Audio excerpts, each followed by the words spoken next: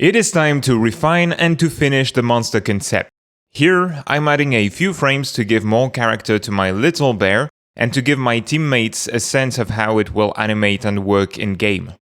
As I told you in the previous video, the final design is a mix of a bear and a mole, like the Pokémon called Diglett. The interesting part about this design choice is that it gives the monster two ways to move around the level. It can go underground, dig its way forward, right along the surface, and leave a trail of dirt along the way. Or, to move, it could get out of its hole and crawl on the ground directly. I'm using this sheet to give it a bit more personality. I want it to look a bit mischievous. It's supposed to be an amusing monster, one that almost feels friendly. I would even go as far as coding it so it doesn't damage the player in-game at this stage. Instead, I would make it flee the player unless you carry some sweet or vegetable with you, in which case the creature would follow you. It would only get angry and attack you maybe if you jumped on its head. I'm drawing 2 frames to give my teammates a sense of how the bear attacks when it's on the ground. It pulls its head backwards, away from the player, holds for half a second, and then it slams the ground forward, provoking a shockwave that puts the player in a stagger state. Let's talk a little bit about the animations. Having the mole move underground is useful for another reason than just the aesthetics of it. It would also allow me to use FX animation and particle systems to avoid having to do too much character animation. When you do a bit of everything, you have to keep in mind that animation is a very time-consuming task that requires you to focus for long hours in general. You can't really rush it. However, you can use tricks to avoid having to do too many different animations. And note that this is something you do in your own company or in a small studio, when you have to be versatile. At that point, I really like where the design is going, so I'm going to move on and make a more detailed sketch of the idle pose of the character. But let me ask you a small question first. When you want to create a coherent design, what should you start with?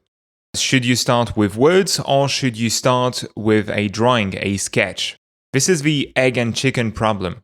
In all honesty, either way is fine. Using both is even better. You actually have to experiment and see what works best for you. It depends on your life experience, your job experience as well.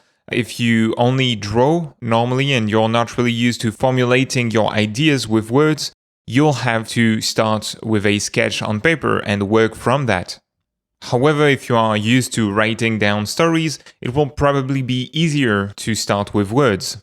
The important thing to keep in mind is that at some point, as a designer, as a concept artist, a game designer at least, you have to formulate your ideas with words in order to share them with your art director, with your team, or with people online.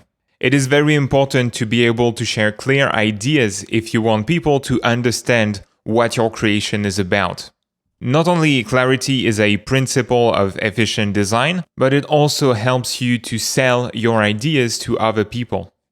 Anyway, let's move on to the idle pose. This time around, I am working on paper with markers, so I'm starting with a pencil sketch, which I will later ink and shade a little bit. There are many ways you can approach a drawing, as long as you start with some form of blocking and refine progressively. Here, I am taking time to visualize forms before I draw them. Visualizing means that you are able to see the shapes you are going to draw before you start sketching them on paper. It is a skill you train a lot with analytical drawing, when you observe form, light and shadow shapes or even relative proportions on reference images and real-world models. Here, I can draw directly because this is a simple drawing. There is no perspective grid involved and the monster is just a big round form. To work as fast as possible with the pencil, I use the eraser as rarely as possible. I will actually even ink and paint on top of that. I also don't rotate my page around and I work with the pencil up for rapid sketching. This is because while you are doing concept art or thumbnails, you don't need to be accurate. You don't need to be great at drawing either, at least as a game designer. You just need to convey the idea on paper. The next step is inking. And it's a whole different story. The goal, while inking, is to be precise with your strokes. So you have to rotate the sheet whenever you can, you have to use your wrist to make precise curves. In other words, you have to take more time and think about what you are doing. In that case, this is a very straightforward job as I am just going over the existing lines with a felt tip pen. Moving forward, I am going to shade the monster really quickly to give it a cuter and a more appealing look. To achieve that, I will just be using warm grays as well as touches of vibrant color that will really pop. Before I shade it, I'm going to add lines of separation with a pencil just to define where the shadows are and where the light is hitting the character. In order to cut down on the drawing time, as eventually it will be remade on the computer as a game asset, I am going to paint on top of the pencil marks with a marker. Shading your monster like that is the kind of thing you do for presentation, again, to your teammates. That way you don't have to impose it on everyone, they can look at the monster, see how it looks like, how it works, and give you feedback straight away. Also, the chances of everyone liking it, if you have a finished cute drawing like that, is that much higher. You can note that the way I shade the monster is very unrealistic. I'm using that cell shading trick where you decide to cut the shadow wherever you want on a round, soft form like this one.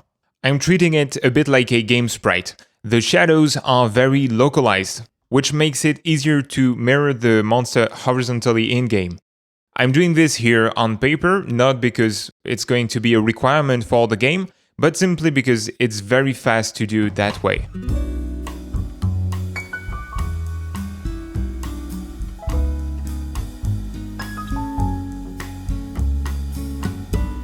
Anyway, this sketch is coming to an end, so in the next video we will take it to the computer and turn it into a game sprite.